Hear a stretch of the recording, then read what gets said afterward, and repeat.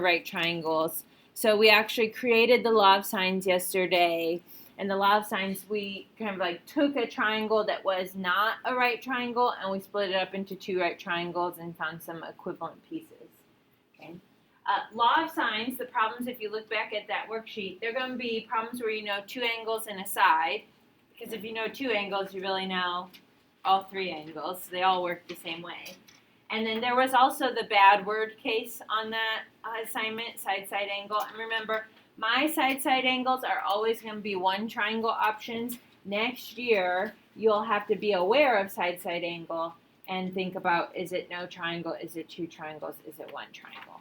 Okay, so that will change up. It'll be a little bit more complex.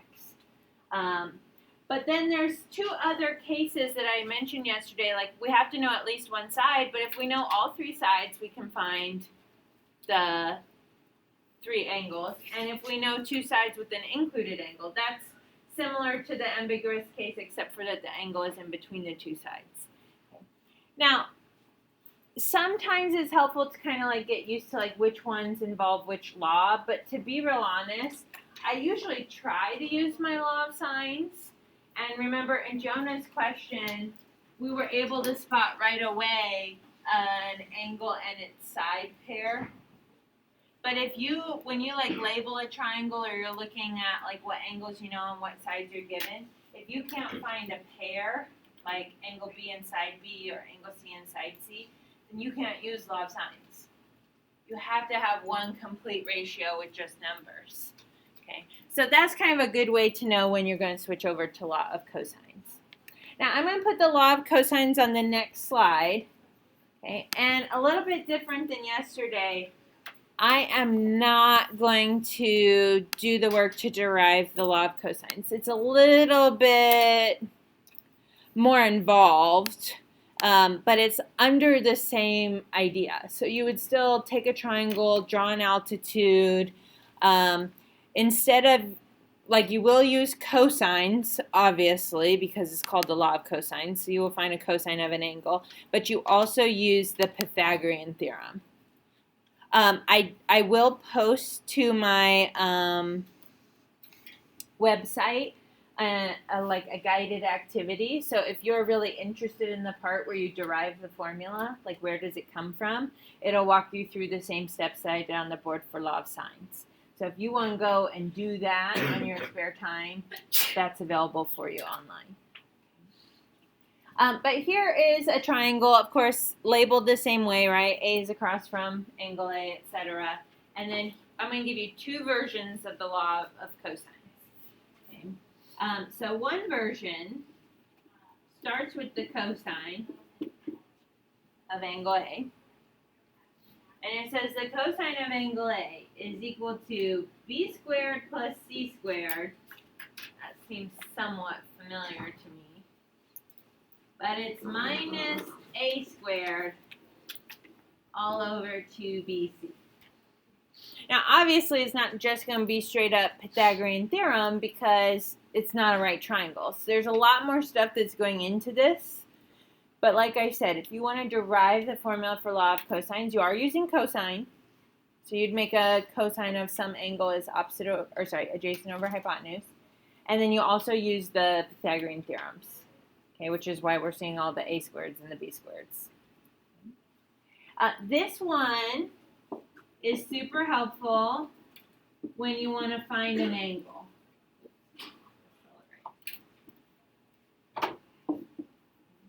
So if you want to find the angle, notice on the other side, you have lowercase b, lowercase c, lowercase a. I would need to know all three sides. So this would be the case of like side, side, side. I would use this equation right away. Note that to solve for a, you actually will eventually have to inverse it because it's the cosine of a. The other equation is really for finding sides. And it looks like this. A squared equals b squared plus c squared. Again, sort of seems familiar, but there's a lot more to it because it's not just a right triangle. Minus 2bc times the cosine of a. Let me know if you need me to re-say that because it got Yes. It's b squared plus c squared, and then it's minus 2bc times cosine A. Yes, ma'am. So should we start with like if there were parentheses, would we do like b squared plus c squared and then minus 2bc and then the cosine? No. By order of operations, Oh. you have to multiply first. So a lot of people do that in their calculators. They type b squared plus c squared minus 2bc, and they hit equals, and then they try to multiply it by cosine A, but that's going to give you a wrong answer. Because you would actually be subtracting 2bc times cosine A from the sum over here. I just type it all into my calculator at once. That avoids it. I don't hit equals in the middle of it. But by order of operations, multiplication at the back we have to put. Okay, so this you will be responsible for the equations or the formulas again. So law of sines, I think, that one's pretty easy, right? A over sine A, B over sine B, C over sine C. Law of cosines is going to take a little bit more effort for some of us. I always try to look for patterns like, this can change if you're trying to find angle B, okay? Then you're going to subtract the b squared, and you should know a squared and c squared, and then you multiply by the 2ac at the bottom. But I can kind of tell, like, okay, whatever angle I'm trying to find, that's the side that I subtracted square, okay? And then the two that get added are the two in the denominator.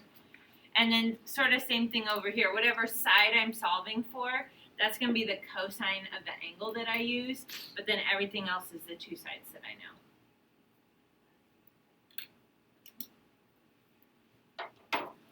Okay, let's do an example.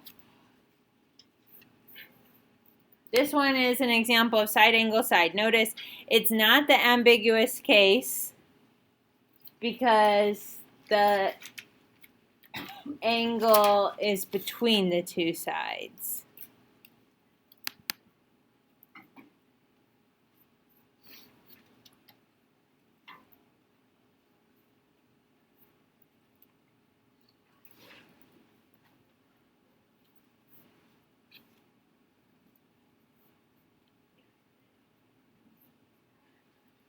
Now, if this were all mixed together with law of sines and law of cosines problems, maybe I would try the law of sines first.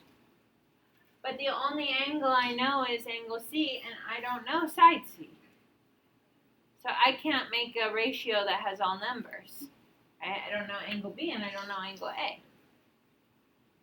So this leads me to believe I have to use the law of cosines. Well, if I know a side angle side, then I can find the missing side right away. So this is going to be side C.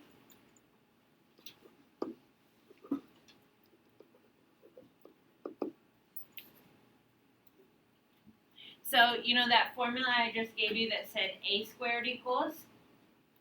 Since we're going to solve for side C, let's call it c squared equals. And the previous formula said a squared equals b squared plus c squared, but now it's going to be b squared plus a squared, the other letter. Okay. I'm going to write it as a squared plus b squared only because I like it to be in alphabetical order, but it does not matter. Okay. Minus 2 times a times b. Obviously on the other side you have to be using side A and side B because those are the two sides you know. And then times the cosine of C, which is 81 degrees. Oh, sorry. I'm going to write the formula first, aren't I? I'll put C there, then I'll plug it in on the next one. Cosine of angle C. So you see you can change those two formulas to be whatever side or angle you're looking for. Now let's plug in the numbers, right? C squared we don't know. What's A? 22 squared. Plus B squared is 19 squared. Minus 2 times 22 times 19. times the cosine of 81. And I would just, in my calculator, just type all of that in. I don't stop and hit equals at any point because I'm prone to make the mistake that Maddie asked about. You know, like, which should she multiply first or should she subtract first? You should really multiply all these things and then subtract, but that's going to be like decimal work. So why not just do it all in one shot? Okay, so type it in. Practice your muscle memory. Can you get the correct answer? That'll be 22 squared plus 19 squared minus 2 times 22 times 19 times the cosine of 81. 714.2207872. Okay. Now,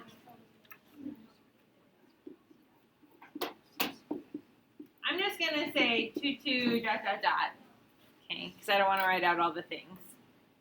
I'm going to show you how you can put that whole number in, like without having to retype all the digits. Okay, so like now we want to get just C, right? So what do we have to do? Square root both sides. Okay, and make sure your calculator says this number, 714.22, all that jazz, right? Okay.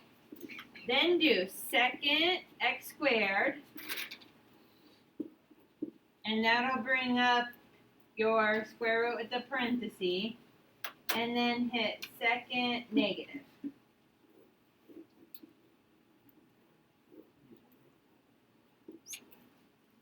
And if you have a Casio, you're looking for the thing right above it, it will say answer or something like that. Okay. So then when I do that, it says the square root of the answer. Anytime you pull that second negative, it's going to take the last thing that was on your screen and put that whole number in there. So then you're not rounding. So hit equals, and that's what, 26.72?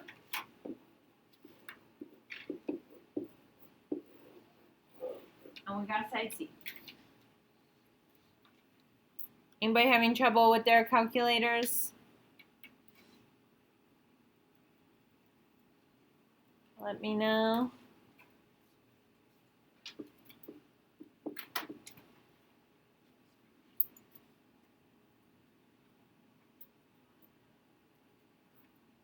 Okay, now technically at this point we could switch over to law of sines because now we know angle C and side C. However, we're trying to learn the law of cosines today, so I'm going to do one where I find an angle with the law of cosines.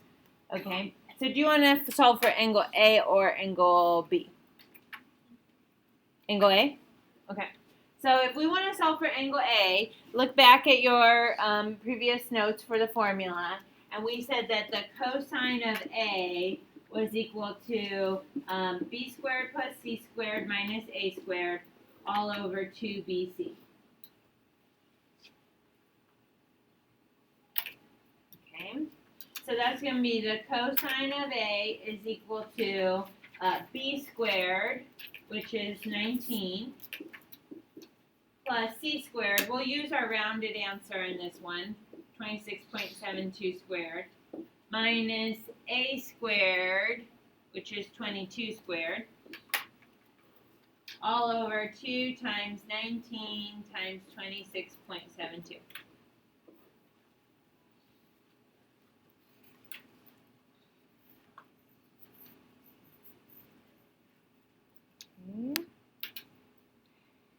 Now, here you have to be careful. When you're doing things in the calculator that have fractions, numerators and denominators, anytime there's addition and subtraction in the numerator, or any kind of operation in the denominator, add, subtract, multiply, divide, you need to protect those things with parentheses. So it's always best if you're unsure to just use parentheses just in case. So you need a big parentheses around your numerator, and then you need to hit divide, and then you need a big parentheses around your denominator. Okay, So see if you can do that. Everybody should be typing into a calculator. If you need to borrow a calculator, come grab one. We want to make sure that you've done this before with parentheses. And holler at me, call me over if you're not getting the same answers as us.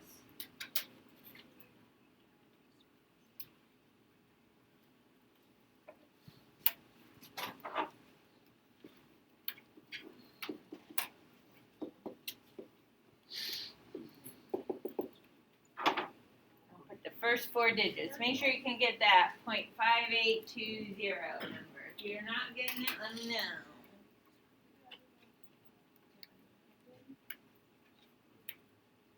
Oh, it's we're finding b squared plus c squared minus a squared, and then this one at the bottom is always the first 2 numbers that you squared. So instead of 22, make sure you change that.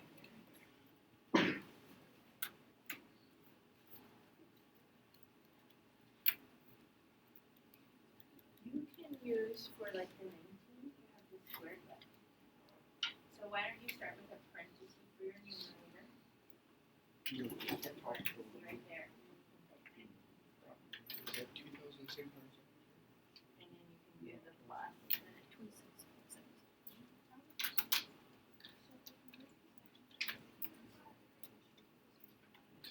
Mm-hmm.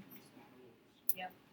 So it will be a squared plus b squared minus b squared. So I always remember the 2 numbers that go in the denominator are the first 2 that I. Anybody else have any difficulties there? Okay, just to get better at our answer button, let's try to do the inverse cosine. Because that's not our angle. Our angle is not 0.58 degrees. That's our cosine, right? So let's practice. We're going to do, to get to A, we're going to do the inverse cosine of that 0.5820 stuff. Okay, but it's good to practice this answer button. It's super helpful. So you would type second cosine and then second negative, right? So inverse cosine, your answer. I got 54.41 degrees.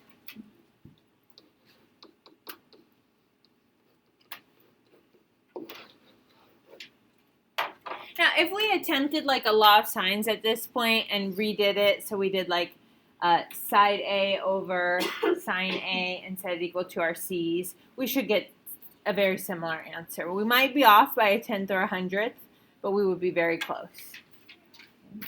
How could you find your last angle then if you know this angle is 54.41? Yeah, just subtract. Then it's, of course, very easy, right? 180 minus 81 minus 54.41. So what? 44.59. Okay.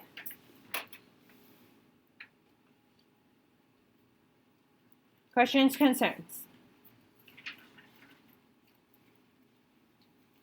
Okay, one final example, because this has something really important that I have to say, is an example where you have all 3 sides. So this is a side, side, side, meaning you have to start by finding an angle. And here's the really, really, really important piece of information. If it's all 3 sides,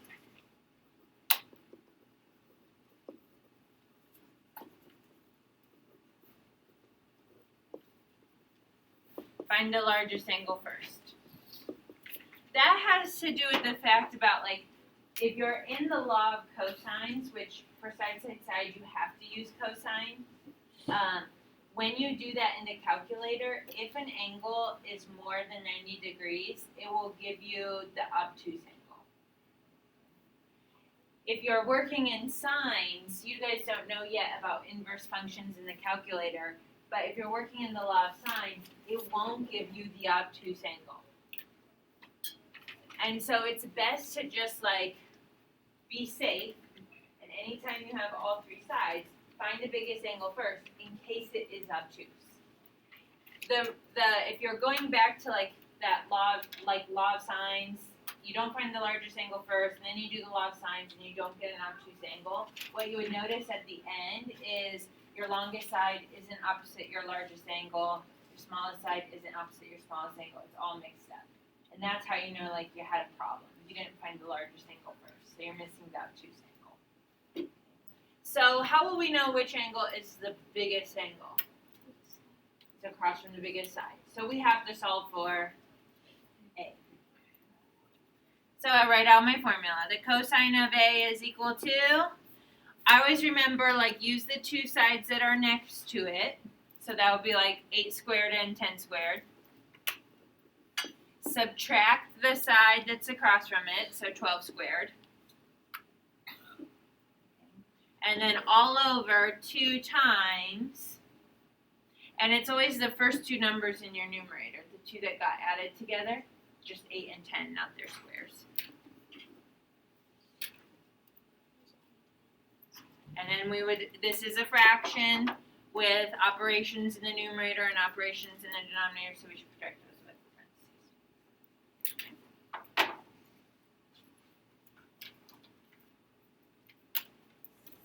So let's see. Part of being proficient at these formulas is just like doing the work and making sure you're actually getting the right answers.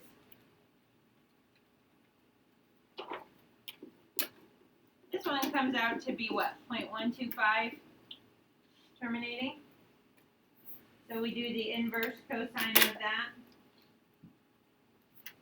And I got A equals 82.82 degrees.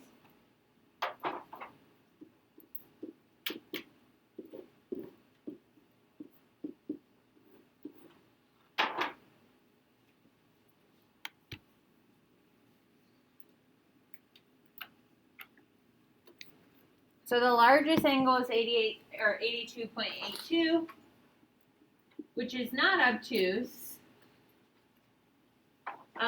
But just in case it was, I found the largest angle first. And then you could take your pick, which one are you going to use to find the rest of it, law of sines or law of cosines, because now you have a match, right? Angle A and side A. I would encourage you on your homework tonight, maybe do more angles with the law of cosines, because of the formulas, which one's harder to remember? Law of cosines. So the more practice you do on the homework, trying to use the law of cosines, the better you're probably going to remember those formulas going forward. You know them when you use them. Okay, you don't use them, you don't know them very well.